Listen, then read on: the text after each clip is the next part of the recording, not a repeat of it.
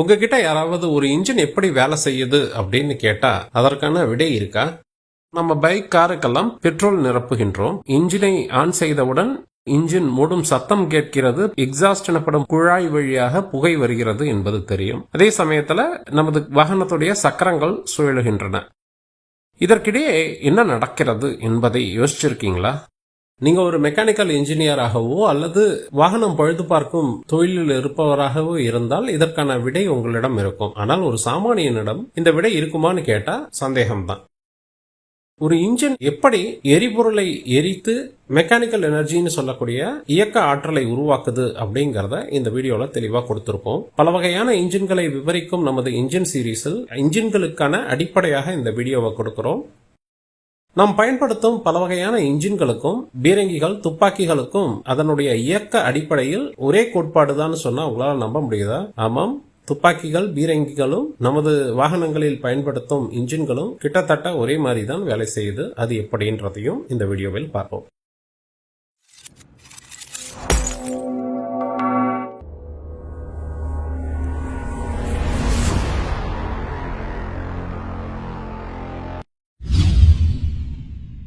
நாம் முதலில் heat engine என்ற பெயருக்கு பின்னால் இருக்கும் அர்த்தத்தை புரிந்து கொள்வோம். ஹீட் மற்றும் இன்ஜின். இதில் இன்ஜின் என்பது பல வகையான ஆற்றல்களை இயக்க ஆற்றலாக மாற்றக்கூடிய, அதாவது மெக்கானிக்கல் எனர்ஜியாக மாற்றக்கூடிய கருவிகளை நம்ம இன்ஜின் அழைப்போம். இன்ஜின் சீரீஸின் முதல் வீடியோவில் இந்த இன்ஜின்களின் பல வகைகளை பற்றி தெளிவாக கொடுத்திருந்தோம். அதுல என்னென்ன வகையான ஆற்றல்கள் இயக்க ஆற்றலாக மாற்றப்படுகிறது என்பதை கொடுத்திருந்தோம். உதாரணமா ஹீட் இன்ஜின் சொல்லக்கூடிய எரிபொருளை எரிய வைத்து வெப்பத்தை உருவாக்கி இயக்குகின்ற இன்ஜின்கள். மின்சார மோட்டார்களும் இன்ஜின்கள் தான், நியூமேட்டிக் கருவிகளும் இன்ஜின்கள் தான், இந்த ஹைட்ராலிக் கருவிகளும் இன்ஜின்கள் தான். இதுல இந்த ஹீட் இன்ஜின் அப்படிங்கிறது தான் இந்த உலகத்தில் நாம் அதிகமாக அன்றாடம் பயன்படுத்துகின்ற ஒன்று. சிறிய டூ வீலர்கள் முதல் மிகப்பெரிய கப்பல்கள், ஏரோப்ளேன்கள், ராக்கெட்டுகள் என்று அனைத்துமே ஹீட் இன்ஜின்களை இப்பொழுது பயன்படுத்துகின்றன. இந்த இன்ஜின்களை பயன்படுத்தி நமக்கு தேவையான வேலைகளை செய்து நாம் அதிலிருந்து பயன்பெறுகின்றோம். நம்ம இன்ஜின் சீரீஸ்ல ஏற்கனவே ஹீட் என்ற தலைப்பின் கீழே ஒரு வீடியோ கொடுத்திருக்கோம். அதுல ஹீட் என்ற வெப்பம் என்றால் என்ன, டெம்பரேச்சர் என்ற வெப்பநிலை என்றால் என்னன்னு தெளிவாக கொடுத்திருக்கோம். இங்கு அதனை சுருக்கமாக விளக்குகின்றோம். இந்த உலகில் உள்ள அனைத்து பொருட்களும் மூலக்கூறுகள் சொல்லக்கூடிய மாலிகூல்ஸால உருவாக்கப்பட்டுள்ளது என்பதை சொல்லியிருந்தோம். இந்த மூலக்கூறுகள் அணுக்களால் உருவாயிருக்கும். சாலிட், லிக்விட், கேஸ், அதாவது திண்மம், திரவம் மற்றும் வாயு என்ற 3 நிலையில இருக்கிற பொருள்ல இந்த மூலக்கூறுகள்ல வெவ்வேறு வகையான அசைவுகள் இருக்கும், அதாவது மோஷன் இருக்கும் அப்படின்றத சொல்லியிருந்தோம். கேஸ் எனப்படும் வாயுல இந்த மூலக்கூறுகள் எல்லாம் வேகமாக அங்கும் இங்கும் போயிட்டு இருக்கும். அதுவே திரவத்துல ஓரளவு நகரும். இந்த மூலக்கூறுகள்லாம் ஏன் நகருது அப்படின்னு பாத்தீங்கன்னா அவற்றிற்கு கைனெட்டிக் எனர்ஜி எனப்படும் இயக்க ஆற்றல் இருக்கு அப்படின்னு நம்ம சொல்லுவோம். இந்த இயக்க ஆற்றல் சராசரியாக அனைத்து மூலக்கூறுகளுக்கும் எவ்வளவு இருக்கு என்பதை வைத்து டெம்பரேச்சர், அதாவது வெப்பநிலை அப்படின்னு நம்ம சொல்லுவோம். அதிக வெப்பநிலை உள்ள பொருட்கள்ல இந்த மூலக்கூறுகள் மிகவும் வேகமாக நகரும், அதிரும் அல்லது சுழலும், அதிகமான மோஷன் இருக்கும். சூடாக ஒரு பொருள் இருக்கிறது என்று சொன்னால் அந்த பொருளுக்குள்ள இருக்கிற அத்தனை மூலக்கூறுகளும் வேகமாக நகர்கிறது என்ற அர்த்தம். அதுவே குறைந்த வெப்பநிலை உள்ள பொருட்கள்ல இந்த இயக்கம் குறைவாக இருக்கும். இதுதான் லோ டெம்பரேச்சர் அப்படின்னு சொல்லுவோம். ஒரு பொருள்ல இதை அளக்கும் அளவீடு டெம்பரேச்சர். ஆனா இந்த மொத்த ஆற்றலையும் தெர்மல் எனர்ஜி அப்படின்னு சொல்லுவாங்க. ஒரு பொருளுக்குள்ள இருக்கிற அனைத்து மூலக்கூறுகளுக்கும் இருக்கும் இயக்க ஆற்றலை நம்ம தெர்மல் எனர்ஜி அப்படின்னு சொல்லுவோம். இந்த தெர்மல் எனர்ஜி ஒரு பொருள்ல இருந்து இன்னொரு பொருளுக்கு போகலாம். அதற்கு நம்மளுடைய ஹீட் வீடியோல சொல்லியிருந்தோம். ஒரு பொருள்ல இருந்து வெப்பம் மற்ற பொருள் மீது படுவதனால் கண்டக்ஷன் என்று இடம்பெயரலாம், அல்லது பொருளிலிருந்து ரேடியேஷன் என்று அதிலிருந்து மின்காந்த அலைகளாக வெளியில வரலாம். மூன்றாவதாக வெப்ப சலனம்னு சொல்லக்கூடிய கன்வெக்ஷன் மூலமாக பரிமாறப்படலாம். எப்படி ஒரு பொருள்ல இருந்து இன்னொரு பொருளுக்கு வெப்பம் போகுது அப்படின்னு பாத்தீங்கன்னா, இந்த திருவிழாக்கள் எல்லாம் தட்டை பந்தால் அடிக்கின்ற ஒரு போட்டி வச்சிருப்பாங்க. வேகமாக ஒரு பந்தை தூக்கி வீசும் பொழுது அந்த தட்டு கீழே விழும். இப்போ இதே மாதிரி சின்ன சின்ன மூலக்கூறுகள் வேகமாக பொருட்கள் மீது மோதினால் என்ன ஆகும்? அந்த பொருட்களும் நகர ஆரம்பிக்கும் இல்லையா? நம்ம இப்பதான் சொன்னோம் மூலக்கூறுகள் வேகமாக நகர்ந்தால் அதிக வெப்பநிலை என்று. இவ்வாறு ஒரு பொருளிலிருந்து இன்னொரு பொருளுக்கு இந்த மூலக்கூறுகள் மோதுவதனால் கிடைக்கின்ற ஆற்றல், அதாவது இடம்பெயர்கின்ற அந்த ஆற்றலை தான் நம்ம ஹீட் அப்படின்னு சொல்லுவோம். உதாரணமா நம்ம சூடா ஒரு காஃபியை டம்ளர்ல ஊத்துனோம் அப்படின்னா டம்ளரும் சூடாக இருக்கும். காஃபி டம்ளருடைய வெப்பநிலை அதிகமாயிருக்கு இல்லையா? அப்படின்னா என்ன அர்த்தம்னா ஹீட் டிரான்ஸ்பர் ஆயிருக்கு அப்படின்னு சொல்லுவோம். அதாவது வெப்பம் கடத்தப்பட்டிருக்கு அப்படின்னு சொல்லுவோம். சரி, இப்போ இந்த வெப்பத்தை வைத்து எவ்வாறு வேலை எனப்படும் ஒர்க் செய்யலாம் என்பதை இப்ப பார்ப்போம். முதல்ல வேலை என்றால் என்ன, அதாவது ஒர்க் என்றால் என்ன என்பதை இப்ப பார்ப்போம். உங்ககிட்ட யாராவது நீ என்ன வேலை செய்யற அப்படின்னு கேட்டீங்கன்னா நீங்க என்ன சொல்லுவீங்க? நீங்க செய்கின்ற செயலை வேலைன்னு சொல்லுவீங்க. உதாரணமா நீங்க ஒரு கார் டிரைவரா இருந்தா கார் ஓட்டுவது எனது வேலை அப்படின்னு சொல்லுவீங்க. கார் வேலை செய்யுதா அப்படின்னு கேட்டா ஆமாம். கார் ஓடியது என்றால் ஆமாம், கார் வேலை செய்கிறது, கார் இன்ஜின் வேலை செய்கிறது என்று சொல்லுவீங்க. ஆனால் இது மனிதர்கள் அந்த கருவியிலிருந்து பெறும் பயன் என்ன என்ற கண்ணோட்டத்தில் பார்க்கும் பொழுது இது நமக்கு தெரிகிறது. ஆனால் இயற்பியல்ல வேலை என்றால் என்ன, அதாவது பிசிக்ஸ் வேலை என்றால் என்ன என்பதை இப்ப பார்ப்போம். அதுவும் நம்மளுடைய 2வது வீடியோல தெளிவா கவர் பண்ணியிருந்தோம். ஏதோ ஒரு பொருள் மீது தொடர்ந்து ஒரு ஃபோர்ஸ் எனப்படும் விசையை கொடுத்துக்கிட்டே இருந்தீங்கன்னா அந்த பொருள் நகரும். அவ்வாறு நகருவதை அதன் மீது ஒரு வேலை நடந்துள்ளது என்று நம்ம சொல்லுவோம் அப்படின்னு நம்ம சொல்லியிருந்தோம். நம்ம கையால ஒரு பாக்ஸை தள்ளனோம் அப்படின்னா அந்த பாக்ஸ் மேல ஒரு வேலை நடக்குது அப்படின்றத ஒர்க் அப்படின்னு நம்ம சொல்றோம். நம்ம இன்ஜின்ல இயற்பியல் தத்துவமான ஒர்க் எப்படி நடக்குது அப்படின்னு பார்ப்போம். ஒரு பொருளை நகர்த்தணும் அப்படின்னா நீங்க என்ன செய்யணும்? அதன் மீது ஒரு ஃபோர்ஸ் கொடுத்து நகர்த்தணும். இந்த ஃபோர்ஸை நம்ம வெப்பத்திலிருந்து எடுக்க போறோம். அது எப்படின்றத இப்ப பார்ப்போம். இயக்க ஆற்றல்னா என்ன? ஒரு பொருள் நகர்வது, அசைவது, இடம்பெயர்வது, இவற்றையெல்லாம் நம்ம இயக்கம்னு சொல்லுவோம். எந்த திசையில் நகருகின்றது, எந்த வேகத்தில் நகருகின்றது மற்றும் அது நேரத்திற்கேற்ப எவ்வாறு மாறுகிறது என்பதை பொறுத்து பற்பல வகையாக நம்ம இயக்கத்தை சொல்லுவோம். ஒரு பொருள் இருக்கும் இடத்திலேயே அதிரலாம், அல்லது ஒரு இடத்தை விட்டு இன்னொரு இடத்திற்கு போகலாம், அல்லது ஒரு இடத்திலேயே சுழற்றப்படலாம் என்று பல வகையான இயக்கங்கள் இருக்கு. இந்த ஒர்க் எந்த வகையான இயக்கமாக வேணா இருக்கலாம். ஒரு இயக்கத்தை இன்னொரு வகையான இயக்கமாக மாற்றுவதற்கு கருவிகள் இருக்கு. முன்னும் பின்னும் ஒரு கம்பி நகர்ந்ததுன்னா அதை வைத்து இன்னொரு பொருளை சுழல வைக்கக்கூடிய இயக்கமாக மாற்றலாம். அதே மாதிரி சுழல்கின்ற இயக்கத்தை வைத்து முன்னும் பின்னும் போகக்கூடிய இயக்கமாக மாற்றலாம். அப்படின்னும் பொழுது நம்ம இப்போ ஒன்றை எடுத்துப்போம், அதாவது முன்னும் பின்னும் ஒரு பொருளை அசைக்கக்கூடிய இயக்கம்னு. ஒரு இன்ஜின் எவ்வாறு வேலை செய்கிறது என்பதை புரிந்து கொள்ள இந்த மாதிரி ஒரு அமைப்பை நம்ம எடுத்துக்கிறோம். ஒரு சிலிண்டர் இருக்கு, அதற்குள்ள இன்னொரு சிலிண்டரில் ஒரு குச்சி போன்ற ஒரு அமைப்பு, அதாவது ஒரு பிஸ்டன் போன்ற அமைப்பை பயன்படுத்துகின்றோம். இது எப்படின்னா ஒரு சிலிண்டருக்குள் இன்னொரு சிலிண்டர் உள்ளே போய் வெளியில வர்ற மாதிரி இதை நம்ம செஞ்சிருக்கோம். இதுல இந்த கம்பியை அசைக்கணும், அதாவது மேலேயும் கீழேயும் போற மாதிரி ஒரு இயக்க ஆற்றலை உருவாக்கணும். இதுதான் நம்மளுடைய நோக்கம். வெப்பத்தை வைத்து இதை எப்படி இயக்க ஆற்றலை உருவாக்கலாம் அப்படின்னு பாத்தீங்கன்னா, முதல்ல வெப்பம் இருக்கணும் அப்படின்னா அந்த இடத்துல ஏதோ ஒரு பொருள் இருந்தாதான் அதுல அசைவு இருந்து வெப்பநிலை இருந்து அதிலிருந்து வெப்பம் கிடைக்கும். அப்படின்னும் பொழுது இந்த சிலிண்டருக்குள்ள ஏதாவது ஒரு பொருள் தேவை. நம்ம ஒரு வாயுவை எடுத்துப்போம், அதுதான் ஒர்க்கிங் சப்ஸ்டன்ஸ் அப்படின்னு சொல்லுவாங்க. இது ஏன் ஒர்க்கிங் சப்ஸ்டன்ஸ் சொல்றாங்க அப்படின்றத பின்னாடி புரிஞ்சுப்பீங்க. பொருட்களுக்கான பண்புகளாக வால்யூம் எனப்படும் கன அளவு, டெம்பரேச்சர் எனப்படும் வெப்பநிலை மற்றும் பிரஷர் எனப்படும் அழுத்தம் இதெல்லாம் படிச்சிருப்பீங்க. குறிப்பிட்ட எடை உள்ள ஒரு பொருள் எவ்வளவு இடம் எடுத்துக்கொள்கிறதோ அதை கன அளவுன்னு சொல்லுவாங்க. நமக்கே தெரியும் சாலிட் என்பது அதனுடைய ஷேப் வடிவம் மாறாது.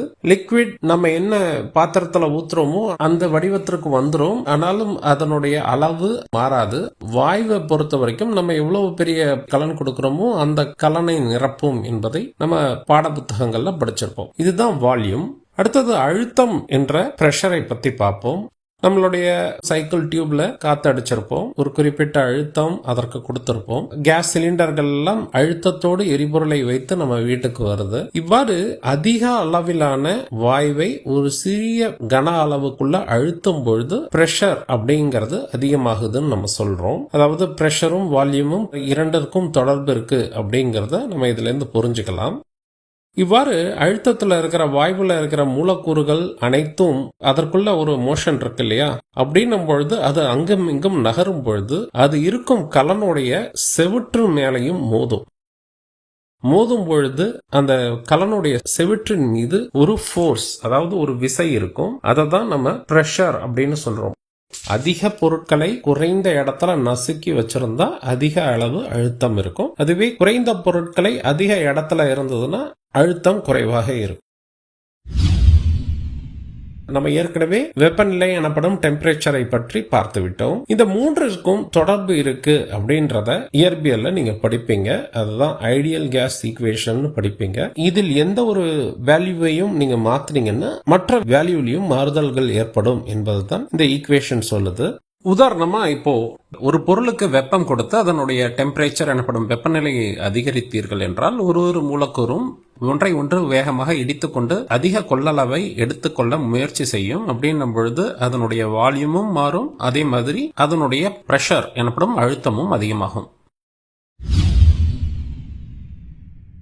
இவ்வாறு வெப்பநிலை அதிகரிக்கிறதுனால ஒரு பொருள் விரிவடைகிறத தெர்மல் எக்ஸ்பான்ஷன் அப்படின்னு சொல்லுவாங்க.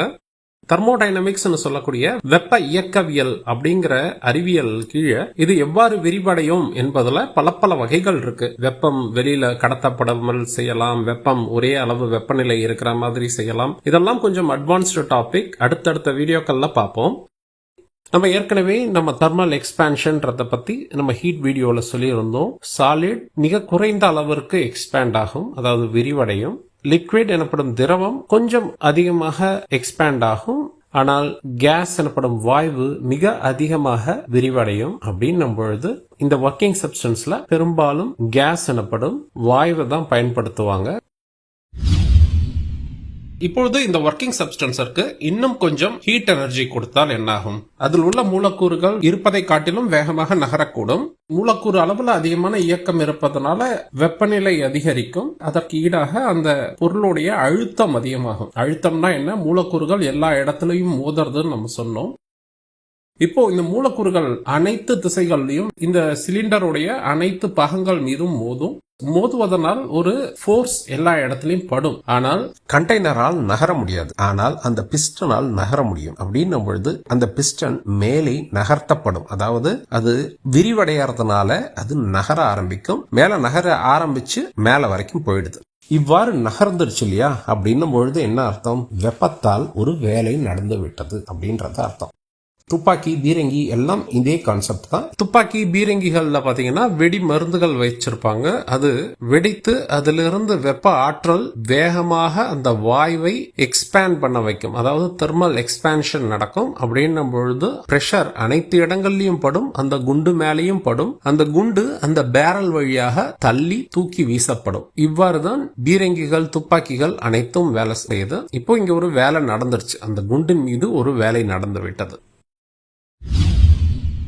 ஒரு முறை மேல போயிடுச்சுன்னா அதோட நின்னுடும். அதை வைத்து நம்மளால எந்த ஒரு உபயோககரமான வேலையும் செய்ய முடியாது. ஒரு இன்ஜின் தொடர்ந்து இயங்கணும்னா ஒரு முறை அந்த பிஸ்டன் நகர்றதுனால அதற்கு போதுமான ஆற்றல் கிடைக்காது. நமக்கு தேவை என்ன? சக்கரத்தை தொடர்ந்து சுத்த வைக்கணும். அப்படின்னும் பொழுது இதனை மீண்டும் மீண்டும் செய்ய வைக்கணும் அப்படின்னு பார்ப்பாங்க. அதற்கு தான் சைக்கிள் என்ற கான்செப்ட் இருக்கு. ஒரு சைக்கிள் அப்படின்றது என்னன்னா, ஒரு சிஸ்டம் பல நிலைகளை கடந்து தன் ஆரம்ப நிலைக்கே திரும்பி வர்றதான் சைக்கிள்னு சொல்லுவோம். அதே மாதிரி பல வகையான சைக்கிள்களை பயன்படுத்தி இந்த பிஸ்டனை மீண்டும் அதே நிலைக்கு கொண்டாடுறது தான் சைக்கிள். இந்த சைக்கிளை செய்வாங்க. ஒரு குறிப்பிட்ட ஹை டெம்பரேச்சர் ரிசர்வாயர்னு சொல்லக்கூடிய வெப்பம் கொடுக்கக்கூடிய ஒரு பொருளிலிருந்து நம்ம ஒர்க்கிங் சப்ஸ்டன்ஸ் வெப்பத்தை வாங்கி அதிக வெப்பநிலை அடைந்து அந்த வெப்பநிலை காரணமாக ஒரு வேலையை செய்து தனது வெப்பநிலையை குறைத்து கொண்டு அந்த மீதமுள்ளதையும் லோ டெம்பரேச்சர் ரிசர்வாயர்னு சொல்ற இடத்துல மீதமுள்ள வெப்பநிலையும் விட்டுறது தான் நம்ம ஹீட் இன்ஜின் சொல்லுவோம். இதை இப்படிதான் ஸ்கீமேட்டிக்கா சொல்லுவாங்க. இதுல பல வகைகள் இருக்கு. இதெல்லாம் பத்தி அடுத்தடுத்த வீடியோக்கள்ல நாங்க தெளிவா கொடுக்கறோம். இந்த மாதிரி பிஸ்டன் இல்லாமல் ரேங்கல் இன்ஜின் இருக்கு, கேஸ் டர்பைனும் இந்த மாதிரி தான் வேலை செய்து. கான்செப்ட் இதுதான். வெப்பத்தால பிரஷர் அதிகரித்து வால்யூம் அதிகரிக்கும் பொழுது ஒரு பொருள் அசைக்கப்படுறதுனால அது ஒரு சைக்கிளாக செய்யும் பொழுது நமக்கு அது உபயோககரமான வேலையாக நம்ம மாற்றிக்கிறோம். இந்த ஒர்க்கிங் சப்ஸ்டன்ஸோட வெப்பநிலையை அதிகரிக்க அதற்கு வெப்பத்தை எவ்வாறு கொடுப்பாங்க என்பதை பொறுத்து பல வகையான இன்ஜின்கள் இருக்கு. இந்த வெப்பத்தை கொடுப்பதற்கு கெமிக்கல் ரியாக்ஷனை பயன்படுத்தலாம். அதாவது ஒரு பொருளை எரிய வைத்து அதிலிருந்து வெப்பத்தை எடுக்கலாம். இதை நம்ம ஹீட் வீடியோலயே கவர் பண்ணியிருந்தோம். எக்ஸோதெர்மிக் ரியாக்ஷன் என்று ஒரு சில மூலக்கூறுகள் இணையும் பொழுது அது புதிய மூலக்கூறுகளை உருவாக்கும். அதாவது மாலிகூல்ஸ் உடைந்தோ இல்ல சேர்ந்தோ புதிய மாலிகூல்ஸை உருவாக்கும் பொழுது எனர்ஜியை வெளியில விடும். அதுதான் நம்ம கம்பஷன் சொல்லுவோம். இப்போ இந்த கம்பஷன் பண்ணுவதனால நமக்கு அதிக டெம்பரேச்சர் உள்ள ஒரு பொருள் கிடைக்குது. உதாரணமா நம்மளுடைய பெட்ரோலோ இல்ல டீசலையோ எரிய வைக்கும் பொழுது அது மிக அதிக வெப்பநிலையில எரியும். இந்த கம்பஷன்லயுமே 2 வகைகள் இருக்கு. ஒன்னு, அந்த ஒர்க்கிங் சப்ஸ்டன்ஸுக்குள்ளேயே அதனை எரிய வைக்கலாம். அதாவது அந்த இன்ஜின்குள்ளேயே அந்த ஒர்க்கிங் சப்ஸ்டன்ஸோட சேர்ந்து எரிபொருளை எரிய வைப்பதை இன்டர்னல் கம்பஷன் அப்படின்னு சொல்லுவாங்க. நம்மளுடைய பெட்ரோல் இன்ஜின், டீசல் இன்ஜின் இவையெல்லாம் இன்டர்னல் கம்பஷன் இன்ஜின். இன்னொரு முறை இன்ஜினை விட்டு வெளியே அந்த ஒர்க்கிங் சப்ஸ்டன்ஸுக்கு வெளியே ஒரு பொருளை வைத்து அந்த ஒர்க்கிங் சப்ஸ்டன்ஸுக்கு வெப்பத்தை கொடுப்பதை எக்ஸ்டர்னல் கம்பஷன் அப்படின்னு சொல்லுவாங்க. உதாரணமா பாய்லர்கள் எனப்படும் கொதிகலன்கள்ல நீராவியாக்கப்படுவது எக்ஸ்டர்னல் கம்பஷன் அப்படின்னு சொல்லுவாங்க. இவ்வாறு பல வகைகள் இருக்கு. கம்பஷன் மட்டும் தான் இல்ல, concentrated solar power, nuclear energy, nuclear plant இவை அனைத்துமே வெப்பத்தை கொடுத்து ஹீட் இன்ஜின்களை இயக்குகின்றது. இன்ஜின்கள் எந்த அளவு திறன், அதாவது எஃபிஷியன்சின்னு சொல்லக்கூடிய திறனோடு இருக்கும்னு தெரியுமா? அது மிக குறைந்த அளவு அப்படின்னு சொன்னா உங்களுக்கு ஆச்சரியமாக இருக்கும். எந்த ஒரு இன்ஜினாலையும் 100% பெற்ற ஆற்றலை வேலையாக மாற்ற முடியாது. அது ஏன்னு இப்ப பார்ப்போம். ஒரு இன்ஜின் அந்த ஒர்க்கிங் சப்ஸ்டன்ஸிற்கு கிடைத்த அதிக வெப்பநிலை காரணமாக அது ஒரு வேலையை செய்து அது ஒரு குறைந்த வெப்பநிலை அடைகிறது. ஹீட் எனர்ஜி மெக்கானிக்கல் எனர்ஜியாக மாறுகிறது. இவ்வாறு மாறும் பொழுது எவ்வளவு மாறும் அப்படின்னு பாத்தீங்கன்னா, இந்த ஒர்க்கிங் சப்ஸ்டன்ஸ் என்ற பொருட்களுடைய ஆரம்ப வெப்பநிலையும் அந்த வெப்பநிலையால் அது எக்ஸ்பேண்ட் ஆகி அது விரிவடைந்து அதனுடைய ஆற்றலை இயக்க ஆற்றலாக மாற்றிய பின்பு அதற்கான வெப்பநிலை குறைந்த பின்பு அது என்ன வெப்பநிலையில இருக்குது என்பதையும், இந்த 2 வெப்பநிலைக்குள்ள வித்தியாசம் வேலையாக மாறி இருக்கு. அதாவது 2 டெம்பரேச்சருக்கு இருக்கிற டிஃபரன்ஸ் தான் ஒர்க்காக மாறி இருக்குன்னு நம்ம சொல்லுவோம். எஃபிஷியன்சி 100% இருக்காதுன்னு சொல்றதுக்கு காரணம் என்னன்னா, பல இடங்கள்ல இந்த ஆற்றல் வீணாகும். அது எங்கன்னு பார்ப்போம். இப்போ நீங்க யோசிச்சு பாருங்க, இந்த ஒர்க்கிங் சப்ஸ்டன்ஸ் அனைத்து புறங்களிலும் உள்ள செவற்றின் மீது மோதுவதனால் இந்த மொத்த இன்ஜினும் அதிக வெப்பநிலைக்கு போகுது. அப்படின்னும் பொழுது ஒர்க்கிங் சப்ஸ்டன்ஸோட எனர்ஜி அங்கேயும் வீணா போகுது. அதிகமாக விரிவடைய ஆரம்பித்தவுடன் அழுத்தம் கொஞ்சம் கொஞ்சமாக குறைந்துவிடும். அதனால இந்த சைக்கிளை திரும்பி செய்யணும் அப்படின்னா மீண்டும் அதனை அதிக வெப்பநிலைக்கு கொண்டு வரணும். அதனால ஒரு சைக்கிள்லயும் ஒவ்வொரு மாதிரி செய்வாங்க. ஒர்க்கிங் சப்ஸ்டன்ஸை அந்த கலன்ல இருந்து எடுத்துட்டு அதிக வெப்பநிலை உடைய ஒர்க்கிங் சப்ஸ்டன்ஸை மாற்றக்கூடும். இதை எக்ஸ்டர்னல் கம்பஷன் இன்ஜின்ல செய்வாங்க.